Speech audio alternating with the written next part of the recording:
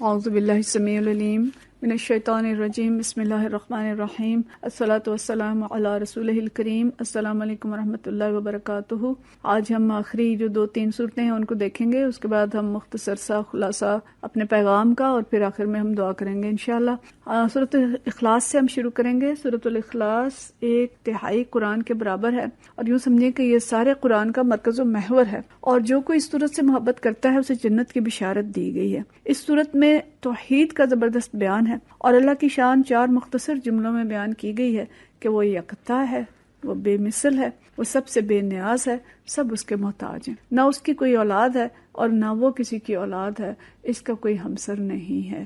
اور اس سورت کو زیادہ سے زیادہ پڑھنے اور اس کا پیغام پھیلانے کا حکم ہے، اسی واحد و راحت کا حکم دنیا میں جاری و ساری کرنے کا حکم ہے، اور اس کے احکام پر دنیا کا نظام چلے تو دنیا کے دکھ دور ہو جائیں گے۔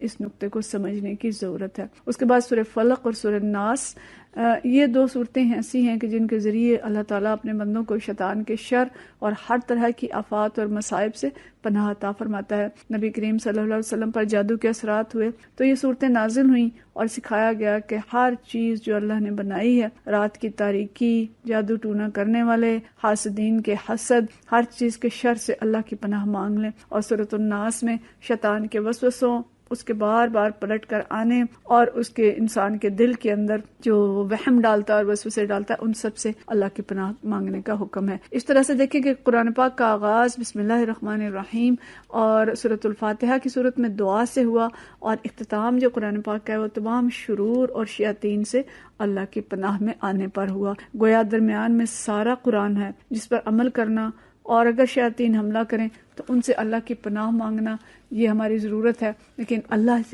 کی راہ سے ہم نے ہٹنا نہیں ہے، اور ہم نے شیطان کی راہ پہ چلنا نہیں ہے۔ تو ہمیں قرآن پاک کا خلاصہ مکمل کرنے کی سعادت حاصل ہوئی۔ دعا ہے کہ اللہ تعالیٰ سے قبول فرمائے اور اسے ان تمام لوگوں کے لیے صدقہ جاریہ بنائے جنہوں نے کسی بھی طرح اس کو پہنچانے میں حصہ لیا۔ اس میں میڈیا سیل جماعت اسلامی کے تقریباً 8-10 ذمہ دار بہنیں تھیں جو جس کی ریکارڈنگ میں، اس کے نکات بنانے میں، ان ساری چیزوں میں حصہ دار تھیں۔ اور اس کے بعد 60-70 افراد کا ایک گروپ، مرکزی گروپ تھا جس نے اس کو ملک اور دنیا کے تمام حصوں تک پہنچایا، اور ضلعی نگران اور انفرادی جو گروپس کی نگران بہنیں تھیں، اس طرح سے ایک چین تھا جو پورے ملک کے اندر چلا اور پوری دنیا کے اندر اس کے ذریعے سے قرآن پاک کا خلاصہ پہنچا۔ تو اللہ تعالیٰ ان سب کو جزائے خیر عطا فرمائے، سب کے لیے اس کو ذریعہ بخشش بنائے، اور ہم سب کو اس پہ بہترین عمل کرنے کی توفیق عطا فرمائے۔ اچھا، اب یہ اپنا اپنا نصیب ہے کہ اس میں سے کون کتنا حاصل کر سکا۔ یہ قرآن پاک تو ایک سمندر ہے، اور اب ہر کوئی اپنے لیے جتنی محنت کرتا ہے اتنا اس میں سے حاصل کر لے گا۔ کوئی چلی بھر لے لے، کوئی مٹکا یا بالٹی بھر لے، یا کوئی چشمہ اور نہریں نکال کر اپنی کھیتیاں سیراب کر لے اور اپنے بستیوں اور ملک کو سنوار لے۔ یہ ہر ایک کا اپنا نصیب اور اپنی محنت ہے۔ لیکن اگر ہم غور کریں تو اس سارے پیغام کا جو خلاصہ یا سارے قرآن پاک کا جو خلاصہ ہمیں نظر آتا ہے کہ یہ رب رحمان کی طرف سے پیغام ہے جسے رسول اللہ صلی اللہ علیہ وسلم لے کے آئے ہیں، اور وہ رب جس نے انسان کو اپنی اطاعت اور بندگی کے لیے پیدا کیا ہے، اس رب نے انسان کو زندگی گزارنے کا طریقہ بتایا۔ اب جو کوئی اس کو قبول کر لے گا اور اللہ تعالیٰ کے اس طریقے کو اپنا لے گا تو اللہ اسے دنیا میں حیات طیبہ بسر کرائے گا، اور آخرت میں جنت کے اعلیٰ درجوں سے نوازے گا۔ اور نہ ماننے والوں کے لیے دنیا میں چاہے کتنی خوشحالی ہو، آخرت میں انہیں پانی کا ایک گھونٹ بھی نہیں ملے گا، اور دوزخ میں چھونکے جائیں گے۔ اسی بات کو سمجھانے کے لیے قرآن پاک میں طرح طرح کے دلائل دیے گئے جو ہم نے سنے ہیں کہ زمین، آسمان، انسانوں کی اپنے تخلیق، نعمتیں اس کی، اور سابقہ اقوام کی مثالیں، یہ سب کچھ دے کے اللہ نے سمجھایا کہ کسی طرح سے انسان سمجھ جائے کہ اس کا معبود اللہ ہے، اور رسول اس کی طرف سے آئے ہیں، اور یہ کتاب ساتھ لائے ہیں، اور اس کی طرف ہمیں پلٹنا ہے۔ اور کم یہی ہے کہ اس کتاب کو تھام لو، اسے کتاب زندگی بنا لو، زندگی کے نظام اس کے مطابق استوار کر لو تو کامیاب ہو جاؤ گے۔ دنیا کی زندگی ایک امتحان ہے۔ سورہ ملک اور سورہ کہف اور سورہ دہر سے ہم نے یہ سمجھا کہ امتحان اگر نصابی کتب پڑھ کر دیا جاتا ہے تو لوگ کامیاب ہوتے ہیں، ورنہ فیل ہو جاتے ہیں۔ دیکھیں، ہم نے اپنے میٹرک، FSC اور پروفیشنل کتابوں کو کتنی اہمیت دی، نہ سمجھ آئی تو ٹیوشن رکھ کے پڑھا، اور بچے کو ایک کتاب نہ آتی ہو، انگلش نہ آتی ہو، تو ماں باپ ہزاروں خرچ کر کے اسے ٹیوشن پڑھاتے ہیں کہ یہ فیل نہ ہو جائے۔ خدا را اس کتاب کو ہم اتنی اہمیت تو دے دیں جتنی ہم ان کتابوں کے دیتے ہیں کہ جن کے بارے میں ہمیں ڈر ہوتا ہے کہ ہم نے نہ پڑھا تو ہم فیل ہو جائیں گے، اگرچہ یہ کتاب اس سے کہیں زیادہ حقدار ہے۔ اتنا ایمان اور یقین تو ہمارا ہو کہ اس کو نہ پڑھا تو فیل ہو جائیں گے۔ اور ایسا فیل ہوں گے کہ سپلی بھی نہ ہوگی. دعائے ختم قرآن میں نبی کریم صلی اللہ علیہ وسلم نے ہمیں سکھایا اللہم آنس وحشتی فی قبری ورحمنی بالقرآن العظیم، کہ اللہ اس قرآن کو قبر کی وحشتوں میں ہمارا ساتھی بنا دے اور قرآن عظیم سے ہم پر رحم فرما. قبر کی وحشتوں میں یہ کیسے ساتھی بنے گا اس کو سوچیں، اور اس کو ہمارے لیے امام بنا دے. یہ امام بنے گا، ہم اسے لیڈر بنائیں گے. جو میں سورۃ الحجرات میں کہا کہ اللہ اور رسول کے آگے پیش قدمی نہ کرو. اللہ تو زمین پہ نہیں ہے، اللہ کے آگے کیسے پیش قدمی ہو سکتی ہے؟ اللہ اور اس کے رسول کے آگے پیش قدمی یہی ہے کہ ہم قرآن کو چھوڑ کے، ان کے پیغام کو چھوڑ کے، حدیث اور سنت کو چھوڑ کے کچھ اور چیزوں کی پیروی شروع کر دیں. تو ہم اس قرآن کو امام بنائیں، لیڈر بنائیں، اس کے پیچھے لگ جائیں تو کیا ہوگا؟ یہ نور بن جائے گا، نور بصیرت بن جائے گا، پھر ہدایت ملنے لگ جائے گی، ہدی و رحمتن بن جائے گا، پھر رحمتیں برسنے لگیں گی. انفرادی زندگی میں بھی حیات طیبہ بسر کرانے کا اللہ کا وعدہ ہے کہ جو کوئی اس قرآن کے مطابق زندگی استوار کر لے گا اس کی زندگی خوبصورت ہو جائے گی، اس کے گھروں کے لڑائیاں جھگڑے ختم ہو جائیں گے، اس کے گھروں میں پیار اور محبت آ جائے گا، وہاں تقویٰ کا بول بالا ہوگا، وہاں ہر کوئی اپنے حقوق ادا کرنے والا ہوگا، چھینا چپٹی کرنے والا نہیں ہوگا.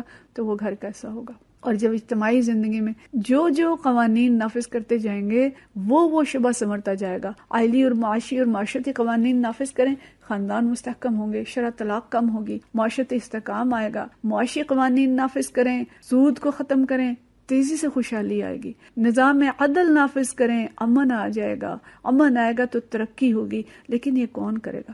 قرآن کی پوری تاریخ قرآن کے اندر جو بیان کی گئی ہے وہ چیخ چیخ کے بتا رہی ہے کہ ملائے قوم، سرداران قوم، لیڈران قوم، انہوں نے تو ہمیشہ اس کو اپنے خلاف سمجھا، اپنے اقتدار کے لیے خطرہ سمجھا. اس کے نفاذ کے لیے تو دیانتدار قیادت چاہیے. چور کو چوری سے وہ نہیں روک سکتے تو خود چور ہیں. جو کرپٹ ہیں اس کے لیے ضروری ہے کہ عمر رضی اللہ تعالیٰ عنہ جیسے حکمران آئیں، ان کے غلام آئیں، قوم کو یہ بات سمجھ آئے کہ سورۃ النساء میں اللہ نے حکم دیا ہے کہ امانات اہل لوگوں کے سپرد کرو. مناسب پر کرپٹ، بددیانت اور تقوی سے آری لوگوں کو نہ بٹھاؤ ورنہ قوم شعیب کی طرح تباہ کر دیے جاؤ گے. لیکن کسی قوم کی حالت اللہ اس وقت تک نہیں بدلتا جب تک قوم خود تبدیلی پر آمادہ نہ ہو. اور اللہ نے فرمایا کہ قوم کی اصلاح کے لیے بستیوں سے کچھ لوگ نکل آتے جو یہ فریضہ انجام دیتے تو اچھا ہوتا. تو عزیز بہنوں، جماعت اسلامی پاکستان یہی پیغام لے کے کھڑی ہے. گلی گلی، محلہ محلہ، سوشل میڈیا، پرنٹ میڈیا، ہر ذریعہ استعمال کر کے ہم قوم کو سمجھانے کی کوشش کر رہے ہیں کہ خدا را ہوش میں آ جاؤ، سنبھل جاؤ، اس قرآن پاک کو تھام لو، اس کے پیغام کو سمجھ لو، اپنے نبی صلی اللہ علیہ وسلم نے کی سیرت کو پکڑ لو. یہ وہی پیغام ہے جو آپ صلی اللہ علیہ وسلم نے آ کے دیا کہ اللہ کی بندگی کرو، رسولوں کی پیروی کرو. ہر نبی نے یہی کہا تھا نا جو ہم نے خلاصے میں سنا. اس کتاب کے مطابق زندگیاں استوار کر لو، تمہارے مسائل حل ہو جائیں گے. نوح علیہ السلام نے کیا کہا تھا؟ قُلْتُ اسْتَغْفِرُوا رَبَّكُمْ إِنَّهُ كَانَ غَفَّارًا يُرْسِلِ السَّمَاءَ عَلَيْكُمْ مِدْرَارًا وَيُمْدِدْكُمْ بِأَمْوَالٍ وَبَنِينَ وَيَجْعَلْ لَكُمْ جَنَّاتٍ وَيَجْعَلْ لَكُمْ أَنْهَارًا. لوگو اللہ کی طرف پلٹ آؤ، اس سے استغفار کرو، وہ بارشیں برسائے گا، نہریں نکالے گا تمہارے لیے، تمہارے باغات اگیں گے، فصلیں اگیں گی، تمہیں بیٹے دے گا، تمہیں خوشحالی دے گا. تو اس قرآن کی برکت سے یہ سب کچھ ملے گا جو آج پاکستان کے مسائل ہیں، سارے حل ہو جائیں گے. عدل آئے گا، امن آئے گا. یہی قرآن پاک کا پیغام ہے اور یہی جماعت اسلامی کا پیغام ہے. یہی ہمارا مشن ہے کہ یہ پاکستان جس کلمے کے نام پہ حاصل کیا گیا تھا، آئیے اس پاک زمین پر ہم کوشش کریں کہ اسی اللہ کا کلمہ سر بلند ہو، اسی کی شریعت نافذ ہو. یہی ہماری سیاست ہے، یہی ہماری دعوت ہے، یہی ہمارا پیغام ہے.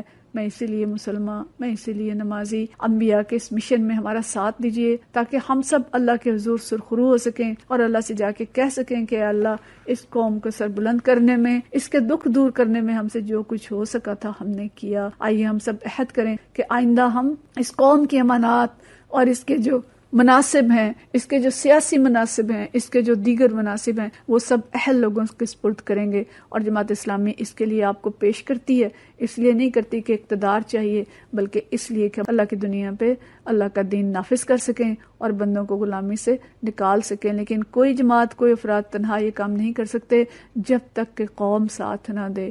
تو اے قوم، آئیے ہم سب مل کے جدوجہد کریں اور اپنے پاکستان کو اسلام کا قلعہ بنائیں. تو اس خلاصہ قرآن کے خاتمے کے بعد انشاءاللہ تعالی ہمارا جو مختصر سلسلہ دروس ہے پورے پاکستان میں ویسے بھی جاری رہتا ہے. ہر گلی، ہر محلے میں دروس قرآن کے حلقے ہیں. جہاں کوئی آپ کے قریب حلقہ ہو اس کو جوائن کریں اور اس کے ذریعے سے دست و بازو مضبوط کریں. تو اللہ تعالی ہم سے راضی ہو اس سلسلے کو برکت دے، ہم سب سے جو کوتاہیاں ہوئی ہیں ان سے درگزر فرمائے، اور جو محنت ہے اس کو قبول کرے، اور اس محنت کی برکت سے پاکستان میں اسلام کا بول بالا کرے، اور ہم سب کو یہ بات اللہ تعالیٰ سمجھا دے کہ اسلام کوشش کے بغیر نافذ نہیں ہوگا، اور قرآن کی برکتیں محض اس کی تلاوت سے حاصل نہیں ہوں گی، بلکہ انبیاء کے حکم کے مطابق اس کو لینا، لے کے کھڑے ہو جانا، اور گلی گلی اس کا پیغام پہنچانا، اور پھر اس کے مطابق اللہ کا نظام استوار کرنا، اور ان لوگوں کو مضبوط کرنا جو اس کے لیے کھڑے ہیں اور اپنے آپ کو پیش کرتے ہیں، ان کے دست و بازو بن کے ہم اللہ کے حضور پہنچ کے سرخرو ہو سکتے ہیں، اور اللہ تعالی ہم سے راضی ہوگا انشاءاللہ،